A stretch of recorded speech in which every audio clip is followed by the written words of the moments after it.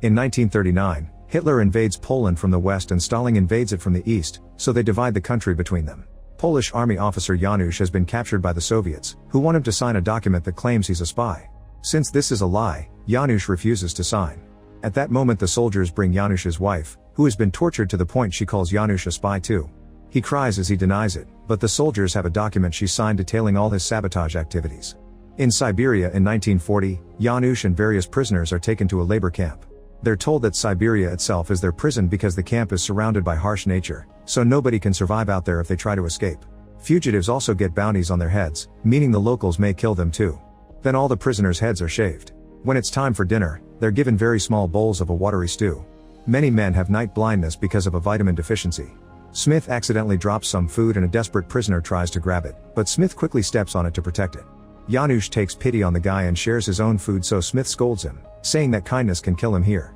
After Smith walks off, Khabarov tells Janusz that Smith is an American who was captured just for being a foreigner. Janusz shares that he was given a 20-year sentence on fake espionage charges, and Khabarov explains that he's an actor who was arrested for playing an aristocrat in a movie. In the dorms, Vaka is playing cards for money. Khabarov tells Janusz that these are professional criminals and guards let them run things here, so everyone fears them. Some other prisoners were caught as slave labor. Janusz wonders about the possibility of escaping, but Khabarov says it's impossible and warns him that Stalin has eyes and ears everywhere. At that moment Vaka asks another prisoner for his jacket. When the guy tries to stand up to him, Vaka pulls out a knife and stabs him. Then other men take the guy's sweater and pass it to Vaka, who uses it to pay his debt. As days pass, Janusz gets used to the routine in the camp.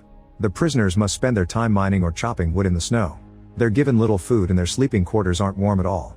They aren't given new clothes either, so a prisoner fixes his broken shoes with candle wax. One night, Janusz finds lice in his clothes. Khabarov says he has an old folk remedy and makes him follow him outside. At that moment they hear an explosion, but it's just the mines. While Khabarov buries some clothing in the snow, Janusz stares at the watchtowers and thinks about escaping. Khabarov reveals his friend Lazar may get them out, so they start discussing ideas. Their safest option is to go south to Mongolia, however they'll need to stockpile food and wait for the autumn weather. Afterward Khabarov starts exchanging cigarettes for food, which he hides under a loose floor plank. Janusz checks on the buried clothes and discovers that all the lice have piled up there. Sometime later the soldiers are trying to take the prisoners to work, but a heavy snowstorm is making it hard to walk and some men collapse. The soldiers make the prisoners lie down for a while, saying they don't care if they die. When Smith complains he gets a gun pointed at his head, but he ignores the guard and walks toward the forest. Then the soldiers decide to also take the group to the forest to take shelter. The prisoners quickly put a bunch of branches together to build a small shelter and invite Smith to join them. The next day, Smith and Janusz are two of the many prisoners chosen to work in the mines. There they have to deal with constant coughing because it's hard to breathe. They also have to move quickly to dodge debris whenever it falls. The lack of air causes Janusz to fall and start hallucinating about his home. He walks toward it to try to reach it and almost crosses the exit in the real world, so a guard gets ready to shoot. Luckily Smith pulls him back just in time. As thanks, Janusz tells him about Khabarov's plan, but Smith says that Khabarov has been preying on newbies for years with the same empty promises. However, if Janusz insists on escaping, Smith agrees to go with him. That night, Janusz drags Khabarov out of bed to show him that the storm is strong enough to cover their footprints, so they should leave now. However, Khabarov insists it can't be done, mentioning excuses like the food not being enough yet. Janusz starts to wonder if his stories are true, but at that moment they're seen by Vaka, so they go back inside. Meanwhile, Andres learns that Kajik has been hiding his night blindness. Kajik swears he sees perfectly fine during the day and he could hold on to Andres' shoulder at night. He asks Andres to keep his secret so he can still be part of the escape plan. Meanwhile, Smith gives his gold watch to Lazar in exchange for information on how to escape. Lazar tells them they must stop the generator, which will give them 10 minutes of darkness to escape. This must be done during the change of the final watch. While the group waits for the right hour, Vaka suddenly jumps on Janusz and puts a knife to his neck. He explains he owes a lot of money to the other gamblers, so he wants to escape too. Janusz agrees to take him along only because he's under threat. When the time finally comes, the prisoners turn off the generator and cut some wires on the fence to escape. The alarm is quickly raised, but thanks to the storm, the guards have poor visibility and no sign of their footprints. They enter the forest with their dogs, hoping their noses will find the fugitives. The 7 prisoners are running as fast as possible through the woods.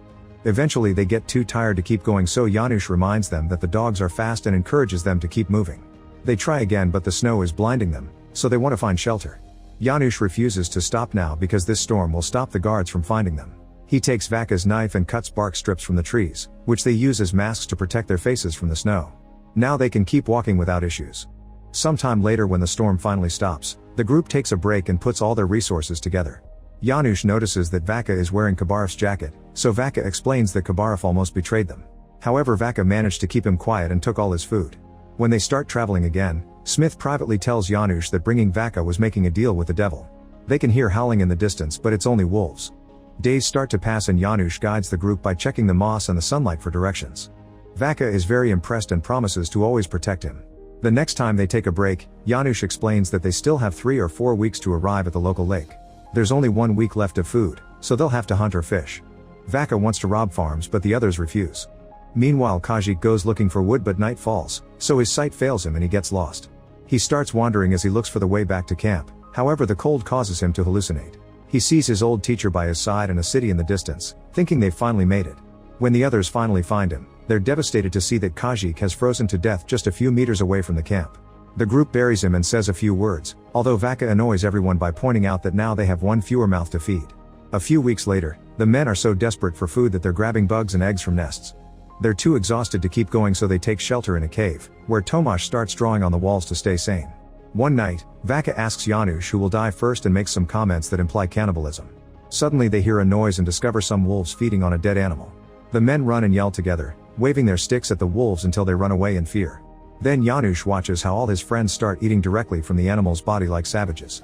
Tired of this, Janusz decides to leave alone to find the lake and tells the others that if he doesn't return in a week, they must leave without him. After walking for a long while and hiding from the rain, Janusz starts having hallucinations again. However, a few days later he returns to the camp and tells the group that he's found the lake.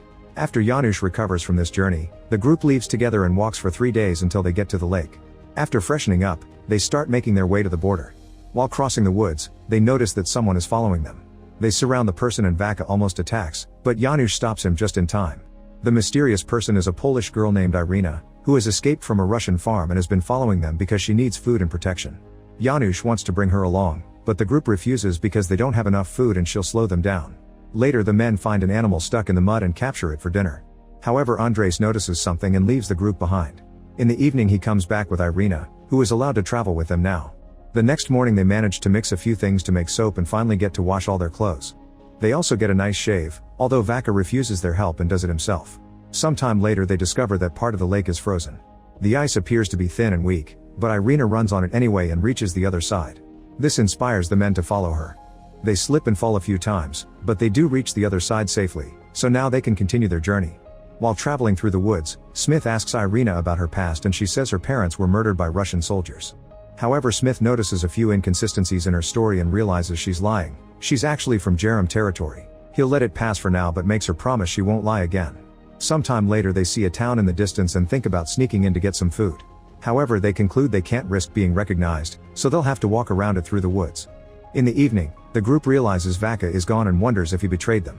At that moment Vaka comes back and Smith furiously jumps on him to insult him.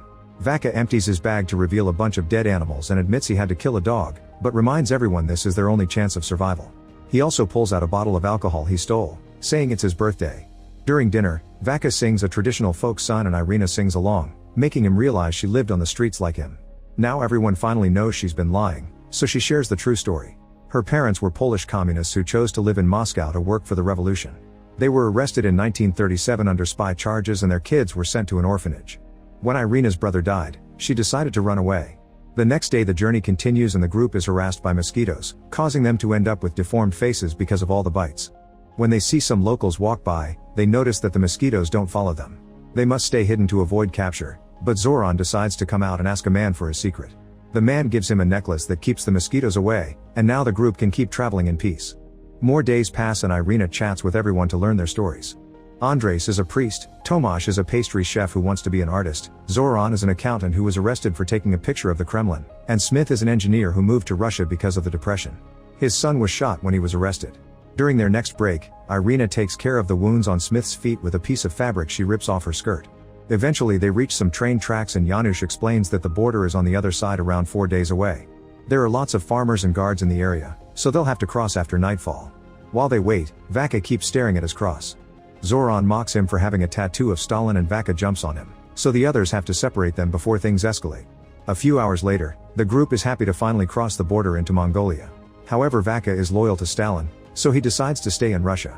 He and Janusz shake hands and wish each other good luck before parting ways. The group is in a great mood as they walk through the desert on their way to the capital city. However, things get sour again when they see a sign that reveals that Mongolia is now under communist control. They stay in the desert instead of going to the city and eventually find a Buddhist temple. Thinking that monks may be neutral, the group goes inside only to discover that the place has been destroyed. After finding several skulls buried in the ground, Andres shares that the same thing happened in Russia. Priests were shot or arrested and religion was banned. Andres' church was destroyed like this, and when he found it, he killed a very young guard in fury. The group discusses what to do and decides they'll have to cross China to reach India. For the next few weeks, they keep on walking through the desert under the scorching sun. One day they're suddenly surrounded by horse riders, so the group pretends to be American pilgrims on their way to Tibet. Luckily the riders believe them and leave. Moments later they're found by a young rider, who was sent by the others to give them a water bag. Days continue to pass and the group uses branches and pieces of fabric to protect their heads and feet from the sun. They also have to ration the water very carefully, but they end up running out anyway. Smith thinks he sees some trees in the distance, but Janusz explains it's just a mirage and wants to keep moving south. When Smith freaks out, the others quickly calm him down and decide to follow him. After walking for a while, they see a bird flying above them, which proves they aren't imagining things. The group gets excited and runs as fast as possible until they find a well. They drink lots of water and camp there for the night.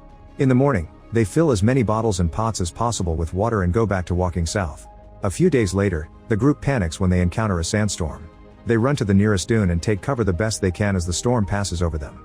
Thankfully they survive the incident, but they've lost all their water and Irina and Tomasz are very sick. Smith wants to return to the well, but Janusz thinks it's impossible to find it in a land without features. As the journey continues, the men start sucking on rocks to feel less thirsty. Suddenly Irina collapses and the guys notice her legs are swollen. She says she's being a nuisance, however the others refuse to abandon her. They keep walking and soon Irina falls again, yet she refuses to take a break. Andres decides to start carrying her. A few hours later Irina asks Andres to put her down. She gives everyone one last look before she finally dies. The guys bury her in the sand and pray for her before they continue traveling. With every day that passes, the injuries on their feet get worse. Tomasz tries to keep the mood up by drawing portraits of everyone and makes a very beautiful one of Irina's smile. This is his last creation before he dies too, and he receives the same burial. A few days later Janusz sees some hills in the distance and says they should go there for water. Smith is too tired to move and tells them to leave without him. Janusz sends Zoran and Andres ahead while he stays with Smith, who has collapsed. In the evening, Janusz manages to drag Smith to their friend's camp. Unfortunately the duo hasn't found water. The next morning Zoran wakes up when he feels a snake moving between his legs. He starts following it until he finds a tiny puddle of water. The men lie down to drink from it and pour some into Smith's mouth since he can't move. Then they kill the snake and cook it for lunch. While eating, Andres loses a tooth. That night Smith tells Janusz that they should leave him behind and says this is his punishment for what happened to his son. However, Janusz refuses to abandon him and shares his hope to see his wife again. The next day Smith is inspired enough to keep going, and the group is lucky enough to find a river. This allows them to regain enough strength to head to the hills, and eventually they cross the Great Wall of China to reach the Himalayas. In these snowy mountains, they find a small monument marking Tibet. Sometime later, the group is found by a monk who confirms India is close before taking them to his Buddhist monastery. They finally get to eat real food again while the leader of the monks tells them that they should wait for spring to go to India since a snowstorm could kill them. Before bed, Janusz says they should leave now, but the others agree with the monk and want to wait. Then they share what they'll do in the future. Andres wants to join the fight against Germany and Russia, Zoran wants to take Tomasz's pictures to a newspaper, and Janusz can't return to Poland so he'll just keep walking. Smith wants to go home, so he'll go to southwestern China where one of the monks' contacts will smuggle him back to America. The next morning Janusz decides to leave alone. When Zoran and Andres notice, they say goodbye to Smith and go after their friend. Sometime later the trio finally reaches India and are received warmly by the locals, who immediately offer their help.